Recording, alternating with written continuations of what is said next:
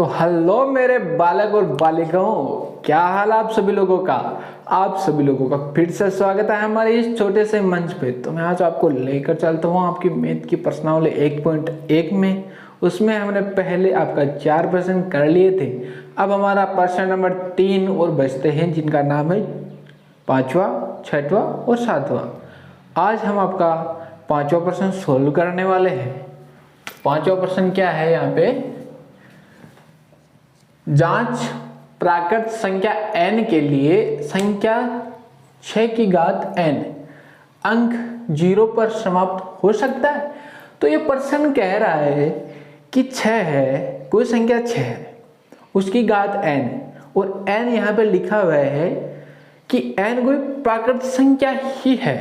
इसका मतलब प्राकृत संख्या किससे कहते हैं?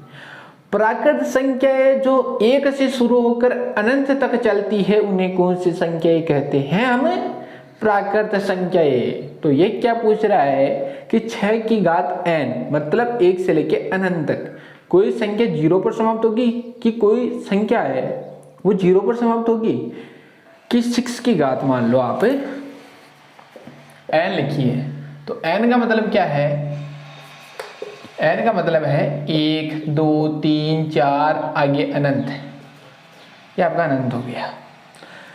अब इसका मतलब है यहाँ पे 1 भी हो सकता है, यहाँ पे 2 हो सकता है, यहाँ पे 3 हो सकता है, यहाँ पे 4 हो सकता है, कुछ भी हो सकता है। तो 1 की घात 6 की घात 1, 6 की घात 2, 6 की घात 1 मतलब 6, 6 की घात 2 मतलब 36।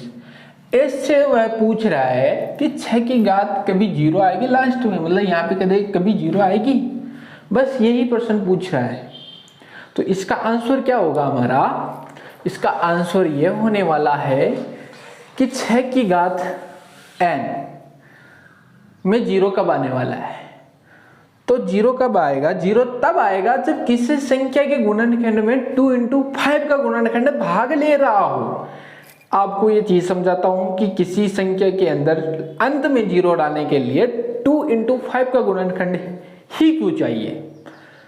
एक बार देखो, आपकी संख्या हो गई 10, आपकी संख्या हो गई 100 और आपकी संख्या हो गई 1000। तो हम 10 का गुणनखंड करते हैं एक बार।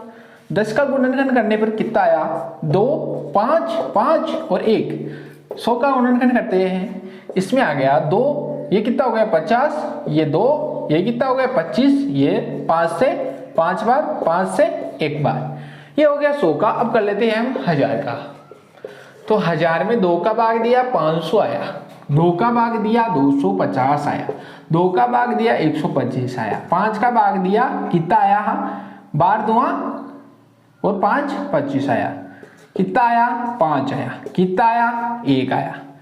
ये हो गया हमारा 1000 का, ये 100 का, ये 10 का। तो 10 का देख लो एक बार, कितना आया? 2 into 5 100 का, 2 का स्क्वायर इंटू 5 का स्क्वायर, 1000 का 3 और 3, 2 का क्यूब इंटू 5 का क्यूब, ये हमारी संख्या आ गई। इसका मतलब है किसी भी संख्या के अंत में 0 लाने के लिए 2 into 5 का गुणनखंड चाहिए। ये आप एग्जाम्पल देख सकते हो, 2 into 5 इसमें भी है, 2 into 5 इसमें भी है, 2 into 5 इसमें भी है। और 6 का गुणनखंड करो एक बार आप। 6 का गुणनखंड करने पर 2 3 3 और 1, इसका मतलब यही होता है कि 6 के गुणनखंड में 2 into 3 आ रहा है, 2 into 5 नहीं आ रहा है। इसका मतलब यही है सीधा सा कि इसमें 0 नहीं आने वाला है। बस ये हमारी जांच हो गई। ये चलते हैं हम हमारे नेक्स्ट प्रश्न की ओर बिना किसी देरी के। तो अब चलते हैं हम हमारे प्रश्न नंबर 6 की ओर। तो प्रश्न नंबर 6 क्या कह रहा है कि व्याख्या करें 7 into 11 into 13 plus 13 and 7 into 6 into 5 into 4 into 3 into 2 into 1 plus 5। ये हमारी भाज्य संख्याएं क्यों है? तो इतने दिन हमने डेफिनेशन भाज्य संख्या और अभाज्य संख्या की क्या पढ़ी? इतने दिन हमने ये पढ़ी कि भाज्य संख्या वह संख्या होती है जिनमें खुद का तो भाग जाता है, उसके अलावा दूसरी संख्याओं का भी भाग जाता हो, उन्हें क्या कहते थे हम? भाज्य संख्याएं। और अभाज्य संख्या किसे कहते थे? अभाज्य संख्या ऐसी संख्याएं होती थी जिनमें खुद के अलावा किसी दूसरी संख्या का भाग नहीं जाता हो। तो ऐसी संख्या हो गई भाज्य संख्याएं और अभाज्य संख्याएं। अब बात करते हैं इसके अनुसार भाज्य संख्याएं और अभाज्य संख्याएं, इन दोनों की डेफिनेशन इस प्रश्न के अनुसार दूसरी भी निकलती है। अर्थात आप इसको कह सकते हो कि ये भाज्य संख्या और अभाज्य संख्या की दूसरी परिभाषाएं हैं। तो परिभाषाएं क्या कहती है कि भाज्य संख्याएं ऐसी संख्याएं होती है जिनमें दो से ज्यादा क्या हो, गुणनखंड हो। दो से ज्यादा गुणनखंड। ओके, ये हो गई हमारी भाज्य संख्याएं। तो अभाज्य संख्याएं कौन सी होती है? अभाज्य संख्याएं वे होती है जिनमें दो ही गुणनखंड हो।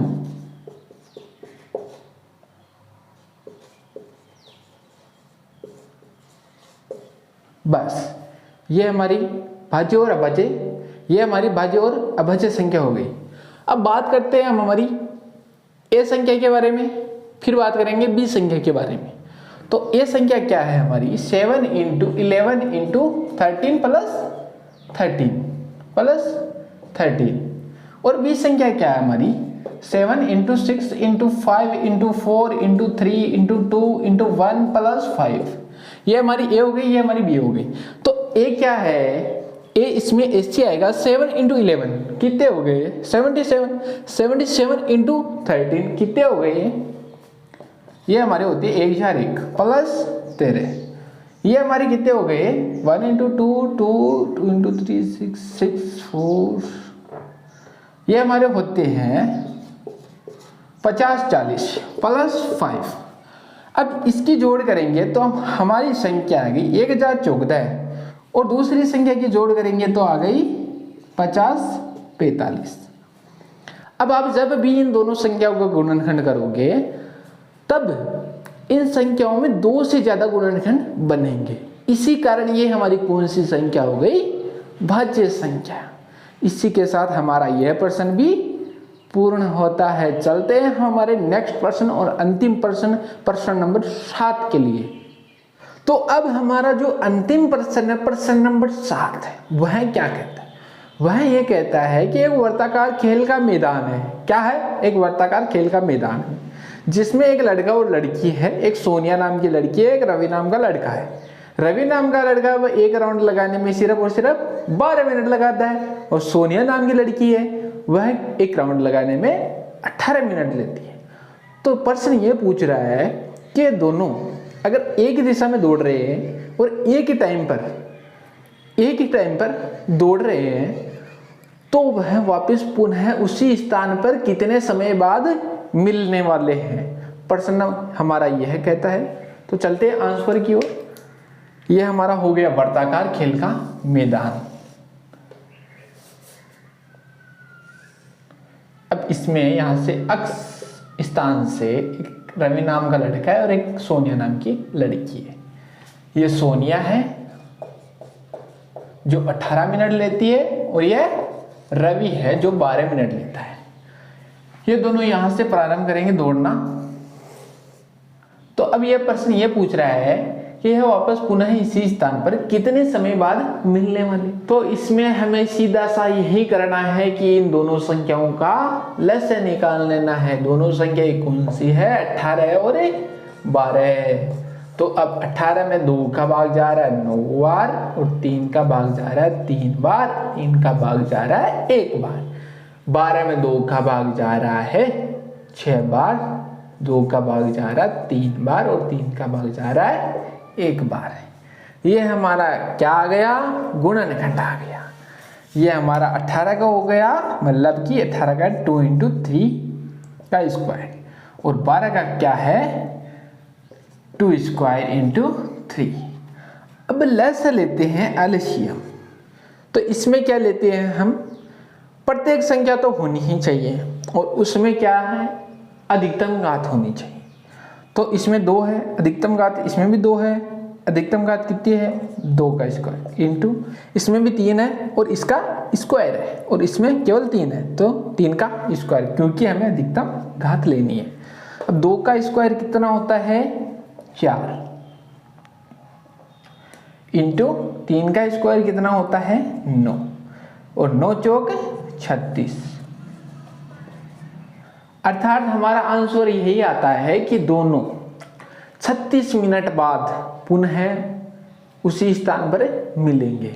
इसी के साथ हमारी 1.1 प्रश्नावली कंप्लीट होती है और इसी के साथ अब हम चलते हैं हमारी अगली प्रश्नावली 1.2 में। तो जल्द ही मिलते हैं हम हमारे नेक्स्ट वीडियो में और बने रहिए हमारे वीडियो के साथ। जय हिंद, जय भारत।